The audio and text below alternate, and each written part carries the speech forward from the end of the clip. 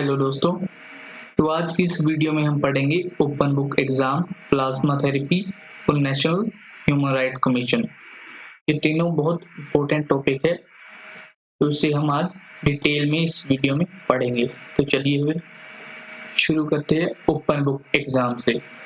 तो क्या है ये ओपन बुक एग्जाम? नाम से तो बड़ा ही इंटरेस्टिंग लग रहा है ओपन बुक एग्जाम, यानी कि जैसे कि नाम से क्लियर हो ही रहा है कि एग्जाम में आप बुक ओपन कर सकते हो। सबसे सिंपलेस्ट वे इसको समझने का कि एग्जाम में आप बुक ओपन कर सकते हो। आप एग्जाम में अपने साथ बुक ले जा सकते हो और उसमें बुक में से देख सकते हो। देखते हैं, यहाँ लिखा हुआ भी है, allows you to take notes and resource material into exam situation, कि आप अपने नोट्स भी और कोई और रिसोर्स मटेरियल भी एग्जाम हॉल में ले जा सकते हो। Open book examination are mainly to test your ability to find and apply information and knowledge in real time। तो आप में से कईयों को लग रहा होगा कि ये तो चीटिंग करवाने का सबसे आसान तरीका है, बट ऐसा नहीं है। इसमें आपकी एबिलिटी चेक की जाती है टू अप्लाई इंफॉर्मेशन और नॉलेज रियल टाइम में। बहुत कम समय होता है आपके पास, आपको सब कुछ ढूंढ के वो लिखना होता है अपनी आंसर शीट में। इसमें ऐसा नहीं होता कि आपको सीधा वही क्वेश्चन हो जो आपकी बुक में होगा, बट जिसने पेपर सेट किया होगा उसने अपने आप से, अपनी इमेजिनेशन से कुछ अलग क्वेश्चन बनाया होगा। आपको सिर्फ बुक में टॉपिक मिलेंगे उनसे रिलेटेड, तो आपको उन टॉपिक्स को उससे रिलेट करते हुए आंसर लिखना है अपनी आंसर शीट में। तो याद रखिएगा ओपन बुक में क्या होता है तो कैसे करेंगे आप। तो अब देखते हैं हमारे देश में प्रॉब्लम क्या है, ये क्यों लागू नहीं हो पा रहा। अभी हमें अपने करंट सिस्टम से क्या प्रॉब्लम है इसको देख लेते हैं पहले। तो अभी प्रेजेंट सिस्टम में क्या हो रहा है कि जो क्वेश्चंस आ रहे हैं, जो पेपर सेट कर रहा है, वो क्या कर रहा है हमारे साथ एग्जामिनर, वो कुछ क्वेश्चंस किसी टेक्स्ट बुक या हेल्प बुक या रेफरेंस बुक में से उठा के एज इट इज सीधा आपके क्वेश्चन पेपर में डाल रहा है।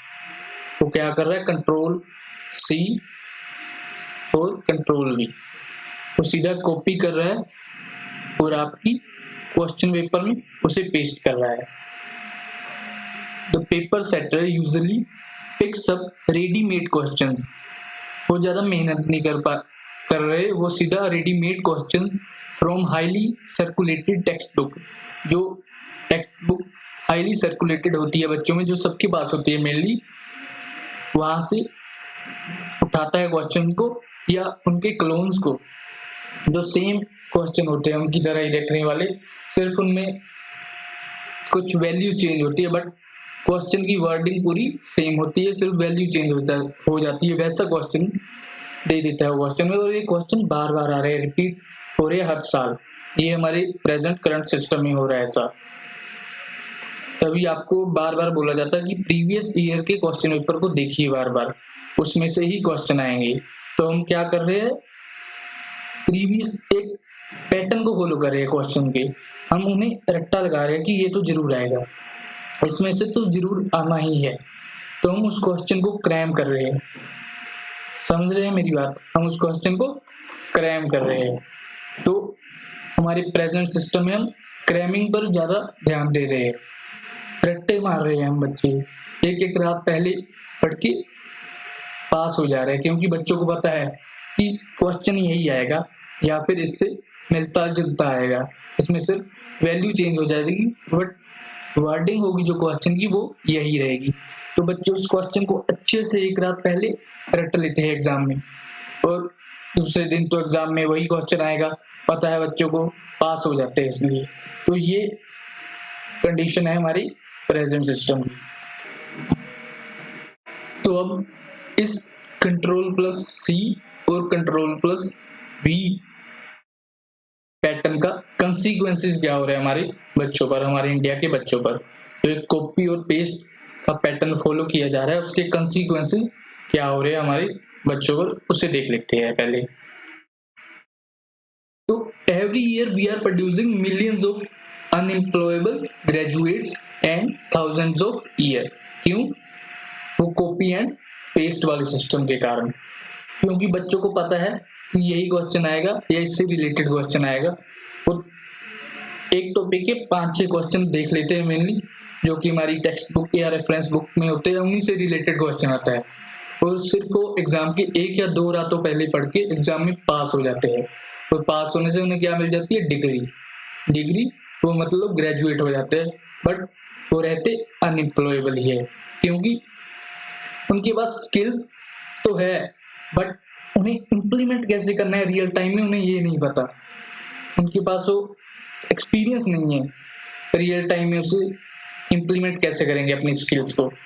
तो इन शॉर्ट अगर हम कहें हमारा सिस्टम क्या कर रहा है, we are just dispersing marksheets but no knowledge.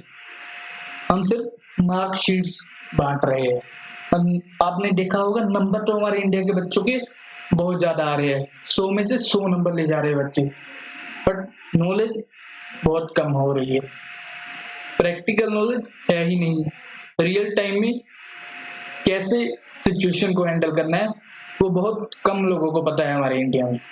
तो यही बहुत बड़ा कारण है कि क्यों हमारे इंडिया में इतने अनएम्प्लॉयबल ग्रेजुएट्स एंड इंजीनियर्स है। बट जो एक ओपन बुक एग्जाम है, जिसके बारे में हम पढ़ रहे हैं, उसमें पेपर सेटर को क्या करना होता है?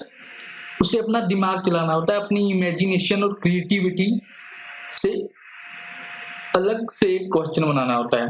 तो जो बुक्स है बच्चों के पास, मेनली जो सर्कुलेटेड बुक्स होती है बच्चों के पास, सभी के पास, वो क्वेश्चन उनमें नहीं होना चाहिए मेनली। तो जो एग्जामिनर होगा उसे अपना इमेजिनेशन, क्रिएटिविटी और कंसेप्ट के माध्यम से नया क्वेश्चन बनाना पड़ेगा। अब जब वो बच्चे क्वेश्चन पेपर में उस क्वेश्चन को देखेंगे तो उसे सोल्व कैसे किया जा सकता है? अगर बच्चों ने कभी पढ़ा होगा, अगर बच्चों ने उस टॉपिक के बारे में पढ़ा होगा तो ही वो सोल्व कर पाएंगे उस क्वेश्चन को, अगर बच्चों का कंसेप्ट क्लियर होगा, है ना। वो ऐसे नहीं सोल्व कर पाएंगे कि सीधा किताब खोली और उसमें क्वेश्चन है, अरे वाह यहाँ पर है तो मैं सीधा इसे कॉपी कर लूँ। बच्चे वहाँ कॉपी वाला सिस्टम नहीं चलेगा, या बच्चों ने जो क्वेश्चन रटे होंगे वो नहीं होगा। अगर बच्चों के कंसेप्ट क्लियर हुआ है तो ही वो क्वेश्चन सोल्व कर पाएंगे, वरना नहीं कर पाएंगे। तो इसलिए ओपन बुक सिस्टम कोई चीटिंग का सिस्टम नहीं है कि आप सीधा जाके चीटिंग कर लोगे। ऐसे नहीं कह सकते आप कि हम सिर्फ किताबें दे रहे हैं बच्चों को, ये तो चीटिंग हो रही है। चीटिंग नहीं हो रही है, बच्चों के पास नॉलेज होनी चाहिए। अगर बच्चों ने पहले पढ़ा है तो ही वो सोल्व कर पाएंगे, वरना नहीं कर पाएंगे क्वेश्चन को, तो याद रखिएगा।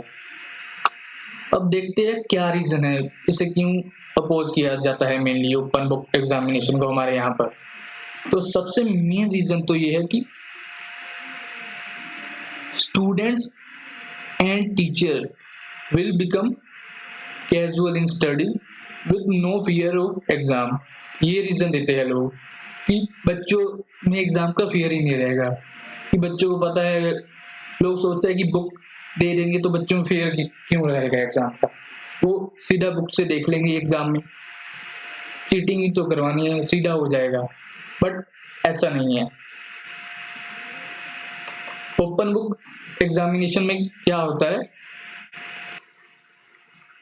जो इसमें क्वेश्चन आएगा उसे सोल्व करने के लिए रिक्वायर्स एप्लीकेशन ऑफ माइंड, मतलब आपको दिमाग लड़ाना पड़ेगा। ऐसे नहीं कि आपको सीधा क्वेश्चन अपनी हेल्प बुक या टेक्स्ट बुक में मिल जाएगा और आप सीधा उसे कॉपी कर देंगे अपनी आंसर शीट पर, तो ऐसा नहीं है। अगर ओपन बुक एग्जामिनेशन हो रहे है तो बच्चों को दिमाग लड़ाना पड़ेगा अपना। अगर बच्चों ने पहले पढ़ा है कभी वो टॉपिक, बच्चों ने अच्छे से समझा है उस टॉपिक को, तो ही वो सोल्व कर पाएंगे। फॉर एग्जाम्पल, एक बच्चा है जिसने पूरे साल कुछ नहीं पढ़ा, उसे पता था कि ओपन बुक एग्जाम होने वाले हैं, हमें बुक ले जाने को मिलेगी और हम सीधा बुक में क्वेश्चन होंगे, हम सीधा उसे आंसर शीट पर लिख देंगे, उसे ऐसा लग रहा था। बट हुआ क्या एग्जाम में, क्वेश्चन कहाँ से आया, टीचर के दिमाग में से, वो बुक में से नहीं आया। तो अब बच्चा तो हो गया कंफ्यूज, क्योंकि उसे पता ही नहीं है कौन सा टॉपिक है और बुक में कहाँ है ये टॉपिक। तो वो क्या करेगा, बस बुक के पेज शफल करता रहेगा, पेज को आगे बढ़ाता रहेगा, कभी पीछे करेगा, देखेगा यहाँ ये क्वेश्चन है या नहीं, इस पेज में क्वेश्चन है या नहीं। वो बस पूरा टाइम बुक में सर्च ही करता रहेगा, उस टॉपिक या उस क्वेश्चन को ढूंढता रहेगा, बट वो आंसर नहीं दे पाएगा। He will keep searching and shuffling pages without any benefit. तो उससे कोई बेनिफिट नहीं हो पाएगा इसका। तो मतलब अगर आपको ओपन बुक एग्जाम में पास होना है तो आपकी कंसेप्ट क्लियर होना चाहिए। मतलब ये उससे भी ज़्यादा टफ है जो हमारे अभी ट्रेडिशनल वे है। तो अब आपको पता चल ही गया होगा कि ओपन बुक एग्जाम ज़्यादा टफ है अपने ट्रेडिशनल वे से। तो शायद इसीलिए हमारे यहाँ इम्प्लीमेंट नहीं हो पा रहा कि बच्चे पास ही नहीं हो पाएंगे। हमारे यहाँ क्या है कि रट्टा मारते हैं बच्चे, मेनली एक रात पहले पढ़ के वो पास हो जाते हैं। यही मेन रीजन है कि हमारे इंडिया में इतने अनएम्प्लॉयड ग्रेजुएट्स और इंजीनियर्स हम प्रोड्यूस कर रहे हैं। और एक रीजन जो दिया जाता है इसको अपोज करने के लिए ओपन बुक एग्जाम को, वो है कि it will dampen the memorising capability, कि बच्चों की याद करने की क्षमता कम हो जाएगी अगर हमने ये सिस्टम इंट्रोड्यूस कर लिया। तो आप बताइए कि हम बच्चों को स्कूल या कॉलेज में क्यों भेजते हैं?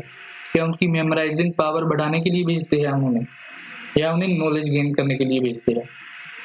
तो ये आंसर आप देंगे। आप अपने बच्चों को स्कूल में क्यों भेजना चाहते हैं? उनकी मेमोरी पावर बढ़ानी है आपको या उनकी नॉलेज बढ़ानी है? तो आई होप आप समझ गए होंगे ओपन बुक एग्जाम के बारे में। अगर कोई भी क्वेश्चन आए इससे रिलेटेड तो आप आसानी से अब कर लोगे। मेनली किसी एमसीक्यू फॉर्म में तो इसके क्वेश्चन नहीं आएंगे, बट जैसे मेंस का एग्जाम होता है तो रिटर्न फॉर्म में इसका क्वेश्चन आ सकता है। तो अब आपके पास काफ़ी पॉइंट्स होंगे इसके बारे में लिखने के लिए। तो चलिए चलते हैं अपने नेक्स्ट टॉपिक की तरफ, और वो है प्लाज्मा थेरेपी। तो जब से कोरोना आया है उसके बाद नए नए नाम जुड़ रहे हैं हमारे साथ, नई नई चीज़ों के बारे में हमें पता चल रहा है। उनमें से एक है प्लाज्मा थेरेपी। ये दिल्ली में शुरुआत हुई थी इसकी, मेरे ख्याल से दिल्ली में सबसे पहले प्लाज्मा थेरेपी के बारे में बोला गया था। तो आज एक न्यूज़ थी कि AMU hospital will soon begin plasma therapy. तो कहाँ बिगिन हो रही है या नहीं हो रही इससे हमें कुछ लेना देना नहीं है। हमें क्या पढ़ना है, प्लाज्मा थेरेपी के बारे में पढ़ना है, ये क्या होती है और कैसे कोरोना को हराने में हमारी मदद कर रही है। तो सबसे पहले प्लाज्मा के बारे में पढ़ लेते हैं, प्लाज्मा क्या होता है। तो प्लाज्मा एक पार्ट है ब्लड का। मेनली हमने क्या सुना है कि ब्लड में 3 चीजें होती है, आरबीसी, डब्ल्यूबीसी और प्लेटलेट्स। आरबीसी, डब्ल्यूबीसी और प्लेटलेट्स, यही सुना है हमने ब्लड में। But plasma is often forgotten. Plasma के बारे में हमने बहुत कम सुना है। तो प्लाज्मा के बारे में देख लेते हैं क्या है। Plasma is a fluid that carries the blood component through out the body. तो प्लाज्मा की हेल्प से आरबीसी, डब्ल्यूबीसी, प्लेटलेट्स ये पूरी बॉडी में घूमते हैं। प्लाज्मा एक फ्लूइड है, याद रखिएगा। इसमें आरबीसी, डब्ल्यूबीसी तैरते हैं और इसी की मदद से ये पूरी बॉडी में आ जा पाते हैं। अब कुछ फैक्ट्स प्लाज्मा के बारे में। तो प्लाज्मा लार्जेस्ट पार्ट है हमारे ब्लड का, याद रखिएगा। हमने कभी सुना नहीं है इसके बारे में, बट ये लार्जेस्ट पार्ट है हमारे ब्लड का plasma. It comprises about 55% of our blood. और एक इम्पोर्टेंट फैक्टर इसके बारे में, when separated from rest of blood, जब हम इसे सेपरेट कर लेते हैं ब्लड से अलग मतलब ब्लड के कंपोनेंट को सेपरेट कर देते हैं, जब प्लाज्मा को निकाल देते हैं अलग, तो इसका कलर क्या होता है, ये देखिए, ये याद रखना है आपको, कलर क्या होता है इसका, light yellow, light yellowish colour होता है इसका। जब हम इसे क्या करते हैं, सेपरेट कर देते हैं रेस्ट ऑफ ब्लड से, प्लाज्मा का कलर होता है लाइट येलोइश। अब प्लाज्मा में होता क्या क्या है मेनली, तो प्लाज्मा में मेनली ये कंपोनेंट होते हैं वाटर, साल्ट और एंजाइम। कुछ और भी होते हैं, वो अगली स्लाइड में बताते हैं, बट मेनली ये 3 चीजें होती है। Plasma comprises of water, salt and enzyme.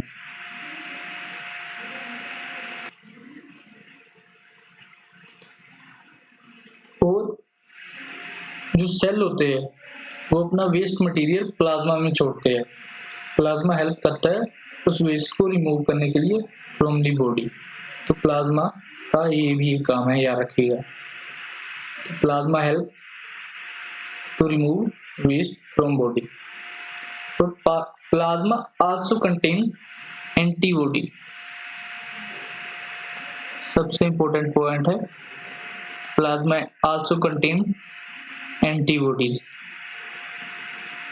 clotting factor and the protein albumin, fibrinogen।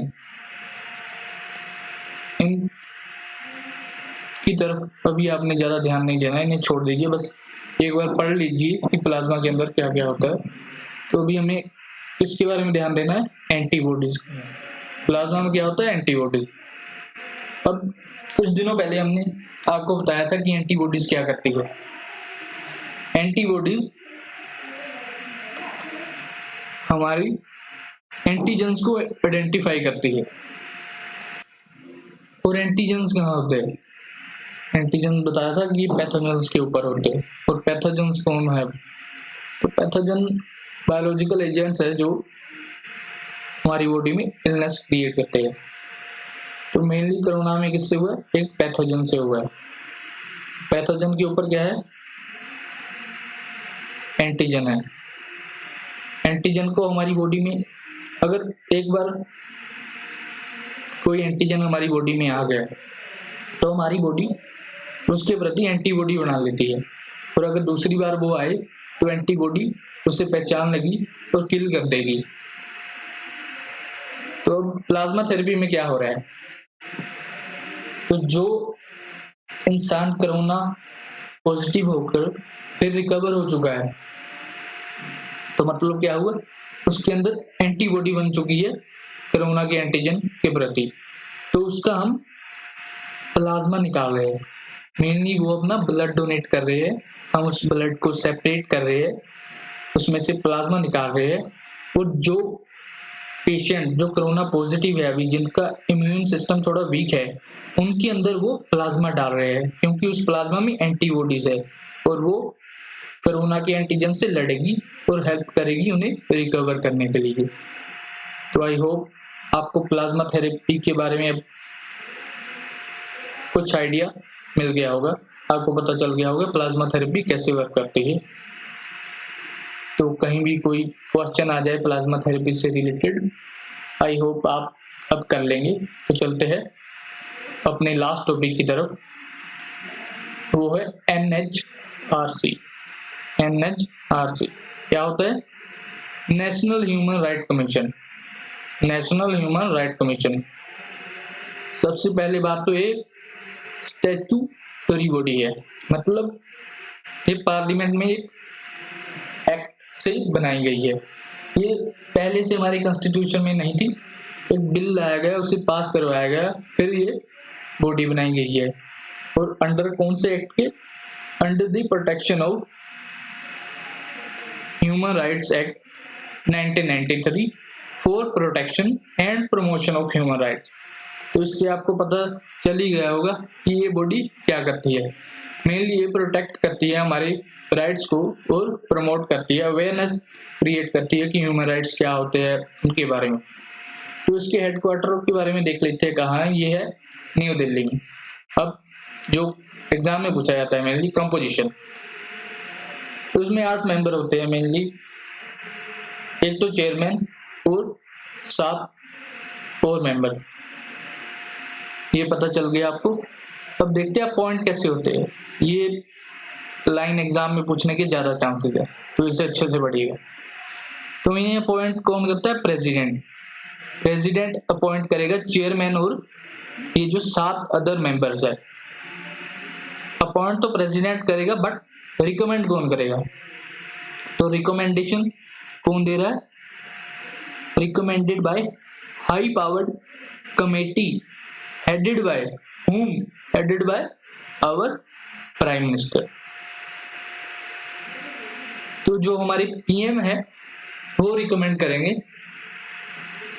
Chairman और मेंबर्स के बारे में। एक कमेटी होगी जो जिसको हमारे पीएम हेड करेंगे, वो डिसाइड करेगी कि कौन बनेगा चेयरमैन और कौन मेंबर, बट अपॉइंट उन्हें प्रेसिडेंट करेगा। अब देख लेते हैं हम इन्हें अपॉइंट कितने साल के लिए करते हैं। तो इन्हें अपॉइंट किया जाता है 5 साल के लिए। मैक्सिमम ये मेंबर हो सकते हैं 5 साल के लिए, या फिर जब तक ये 70 साल के नहीं हो जाते, विच एवर इज अर्लियर, तो उन्हें नौकरी छोड़नी पड़ती है। मतलब कि अगर एक इंसान 68 साल का है और उसे हमने इसका मेंबर बनाया जब वो 68 साल का है, तो 2 साल बाद वो 70 का हो जाएगा, तो उसे 2 साल बाद ही ये नौकरी छोड़नी पड़ेगी। बट फॉर एग्जाम्पल कोई पर्सन 50 ईयर्स का है, तो वो 70 साल का तो 20 साल बाद होगा, बट कंडीशन 5 साल वाली भी है। मतलब जब वो 55 का होगा तो उसे ये नौकरी छोड़नी पड़ेगी। तो आई होप आप समझ गए होंगे। अभी देख लेते हैं प्रेजेंट चेयरमैन कौन है हमारा। प्रेजेंट चेयरमैन है HL Dattu, justice HL Dattu. अब इन्हें रिमूव कैसे किया जा सकता है? एक तो मैंने क्राइटेरिया बता दिया 5 साल वाला और 70 साल वाला।